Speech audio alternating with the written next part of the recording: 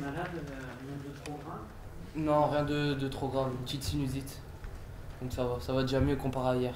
Rien d'important.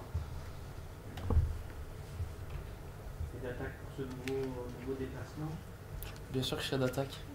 L'idée, c'est de ramener une victoire. Clairement, oui, on va à Strasbourg pour ramener les 3 points.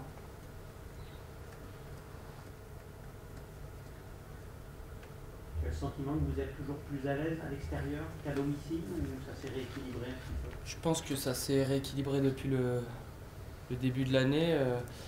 Après ce week-end, on a encore fait, on va dire, on a fait un match nul à la maison, donc c'est sûr on perd 2 points. Mais je pense qu'à domicile, on a pris pas mal de points depuis le début janvier. Maintenant, on a aussi envie, enfin on a l'ambition à l'extérieur de continuer notre parcours et c'est à Strasbourg qu'on devra le prouver. Aujourd'hui, l'objectif, c'est la 5e place. On se le dit, oui, enfin on aimerait bien finir, essayer d'aller chercher la 5e ou 6e place, quoi, rester dans le haut du tableau pour pouvoir jouer un objectif assez important quand même. Terminer 7ème, ça veut dire qu'aujourd'hui, ça serait une déception pour vous?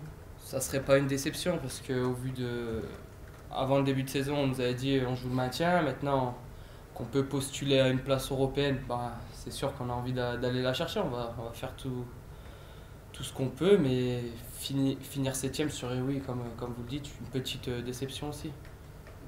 Vous vous projetez un peu justement sur la saison prochaine, à essayer de vous demander à quoi ça ressemblerait une saison en Coupe d'Europe avec la Ligue Europa à jouer? Est-ce que c'est quelque chose que vous avez en tête déjà? Non, après, je pense que tous les joueurs individuellement se disent si on fait une compétition européenne ou du moins des tours préliminaires, ça serait beau. Mais déjà, on se consacre sur cette année-là et bien la finir. Est-ce que c'est le déclic, Ruben, de se dire on peut aller chercher quelque chose sur lequel on n'était pas forcément programmé en début de saison? C'est la continuité où il y a eu un match en particulier, notamment contre les gros, où vous avez fait des grosses performances, ou voilà. c'est finalement la saison qui vous dit que... Non, c'est la saison qui nous dit qu'on peut aller chercher quelque chose. C'est vrai qu'on a fait des super résultats contre les grosses équipes. Après, c'est contre des équipes, même si c'est des très bonnes équipes comme Strasbourg ou Guingamp, qu'on doit récupérer le plus de points possible. Michel, justement, a râlé samedi soir sur votre investissement en première mi-temps en disant que quand on va aller chercher l'Europe, il faut montrer autre chose. C'était quoi samedi? Vous avez eu du mal à rentrer dans ce match? Il y a eu un peu de suffisance? C'est quoi qui explique cette première mi-temps complètement ratée? Bah, je pense qu'il y a eu un peu de suffisance de notre part. À la mi-temps, le coach nous a recadré un peu et c'est dommage parce qu'en deuxième mi-temps, on a eu des situations. Mais au moins, on repart avec le match nul, quoi. C'est toujours mieux qu'une défaite. Est-ce que le fait de revenir à un calendrier plus normal, avec un match par semaine, vous a permis de recharger un peu les batteries déjà? C'est vrai que le mois de janvier nous a quand même fatigués physiquement et mentalement. Là, on reprend nos petites habitudes petit à petit. Donc oui, ça nous permet de plus se reposer et de pouvoir se consacrer uniquement sur le match, quoi. Est-ce que vous avez un style de jeu qui demande beaucoup de pressing, de dépense d'énergie, on a l'impression? Ouais, c'est sûr, mais ça fait partie du boulot. Après, on est professionnels, donc à nous de gérer comme il se doit notre récupération. Julien parlait du coup de gueule du coach, justement, j'imagine que le message est passé. Le message est clairement passé. Vous affichez des ambitions, est-ce que tu sens que le regard des adversaires a un peu changé aussi sur vous, notamment vous? On sait que toi tu avais plus de liberté en début de saison sur ton couloir. Est-ce que tu sens aujourd'hui que les équipes s'adaptent aussi à ce que tu peux proposer sur ton couloir? Est-ce que tu sens que le regard de l'adversaire a changé sur ce que vous proposez aujourd'hui? Au début de saison, ils nous attendaient pas forcément avec un système à 5, avec Jérôme ou moi dans le couloir. Maintenant, n'importe qui regarde les matchs, n'importe qui peut s'adapter à nous, donc c'est toujours compliqué. Après, c'est à nous de les surprendre aussi, de peut-être changer quelque chose. Voilà. Mais c'est vrai que les adversaires nous attendent un peu plus maintenant. Et en même temps, vous vous sentez plus à l'aise aussi dans ce système qu'avant? Plus à l'aise, oui, parce que maintenant on a l'habitude d'évoluer comme ça, mais je veux dire que ça soit à 5 ou à 4, c'est un poste sur lequel j'aime évoluer, donc c'est pareil pour moi. Mais est-ce que c'est pas frustrant pour toi de jouer sur le côté gauche, comme ça a été le cas à Metz?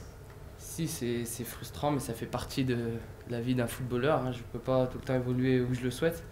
Mais tant que je joue, je suis content, donc je ne vais pas me plaindre. Hein. Tu t'attendais à vivre une belle saison? Non. Et est-ce qu'aujourd'hui, tu es surpris que ton nom circule à Marseille, on parle de toi à Marseille, dans quelques clubs européens? Ça te surprend tout ça? Ça me surprend, c'est flatteur, mais après, j'y prête pas vraiment d'attention. Je me consacre vraiment pour le club, pour le staff et pour les joueurs, quoi. J'essaie de faire ce que je peux et le mieux possible. Si tu avais une proposition en juin, si en juin, à la fin de la saison, tu as une proposition de Madame de Marseille, par exemple, tu regarderas ça ou... Non, j'ai des conseillers, il y a un président, ceux qui géreront mieux la situation, mais moi j'ai la tête qu'au MHSC. Le fait de terminer 5e et européen, pourrait peut-être t'aider, ça pourrait être un argument de plus pour t'inciter à rester ici, non? Ça peut jouer pour toi comme pour d'autres joueurs d'ailleurs. Bah, écoutez, déjà j'ai encore 2 ans de contrat, donc je serai toujours au club. Après, c'est sûr que jouer une compétition européenne, ça pèse dans la balance, mais clairement je suis au club. Pour moi, il n'y a pas d'intérêt d'autres clubs ou de partir. Cette Europa League, justement, qui est parfois décriée, on dit que parfois les clubs perdent de l'énergie, tout ça. Ou pour des joueurs comme vous, est-ce que c'est excitant de se dire on a envie vraiment de la jouer la saison prochaine, cette coupe, ou pas tant que ça finit? Bah, écoutez, dans la carrière d'un footballeur professionnel, c'est toujours le top de jouer une compétition européenne, surtout quand on n'en a pas vécu. Donc c'est excitant. Quand on s'était vu en début de saison, Ruben, on avait parlé un peu de l'équipe de France. Tu disais c'est quelque chose forcément auquel je pense, mais qui paraît un peu aujourd'hui inaccessible.